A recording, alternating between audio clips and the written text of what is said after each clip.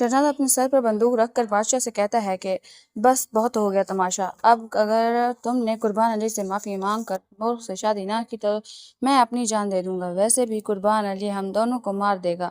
बादशाह मजबूर हो जाता है और कहता है कि मैं मुल्क से शादी करूंगा, लेकिन ये शादी सिर्फ एक दिखावा होगी। इसके बाद तुम खुद मेरी शादी सुंदरी से करवाओगे।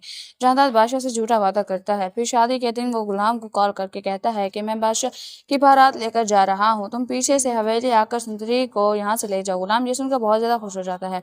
जहांदार और साहबजान बादशाह की बारात लेकर हवेली से रवाना हो जाते हैं। दूसरी तरफ गुलाम भी घर निकलता है और सीधा हवेली पहुंच जाता है। उधर वह बुआ सुंदरी को लेकर हवेली से बाहर आती है। सुंदरी गुलाम को देखकर बहुत ज्यादा खुश हो जाती है और कहती है, गुलाम मुझे मालूम था तुम मुझे लेने जरूर आओगे। गुलाम सुंदरी को लेकर फौरन वहां से निकल जाता है और सीधा अपने घर पहुंच जाता है। वो लाजो और सुंदरी से कहता है कि मैं आज रात ही ये शहर छोड़कर जाना है। बादशाह किसी भी वक्त यहाँ आ सकता है। उसने शादी तो कर ली है, मगर वो हमारा पीछा इतनी आसानी से नहीं छोड़ेगा। दूसरी तरफ बादशाह भी मुल्क को रुखसत करके हवेली ले आता है, मगर उसका ज़हन सिर्फ और सिर्फ सुंदरी में अटक होता है। वो सुंदरी को देखने के लिए खुर्शीद के कमरे में जाता है, मगर सुंदरी वहां नहीं होती। वो पूछता है, सुंदरी कहाँ है? जहांदार कहता है, तुम फिक्र ना करो, वो इसी हवेली में है। मगर बादशाह उसकी कोई बात नहीं मानता और खुद उसे ढूंढने निकल जाता है। वो हर तरफ तलाश करता है और गुलाम की लोकेशन ट्रेस करवाता है। इसे पता चलता है कि गुलाम और सुंदरी स्टेशन की तरफ जा रहे हैं। वो फौरन वहां पहुंच जाता है। गुलाम सुंदरी और लाजू को लेकर स्टेशन जा रहा होता है कि उसी वक्त बादशाह वहां पहुंच जाता है और उन्हें पकड़ लेता है और उन्हें जबरदस्ती अपनी गाड़ी में डालकर वापस हवेली ले जाता है। वो उन्हें जहांदाद के सामने खड़ा करके कहता है, बस हो गया, बहुत हो गया, मैं इसी वक्त सुंदरी से निकाह करूंगा।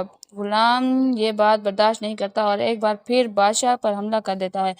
ये मगर इस बार बादशाह उसे रोक लेता है और अपने आदमियों से कहकर उसे एक सुनसान कमरे में कैद करवा देता है। वो कहता है, जब तक मेरी शादी सुंदरी से ना हो इसे बाहर नहीं आना चाहिए। फिर वो निकाह के लिए मौलवी साहब को ले आता है। जहांदार भी उसके आगे मजबूर होता है और वो निकाह शुरू करवा देता है।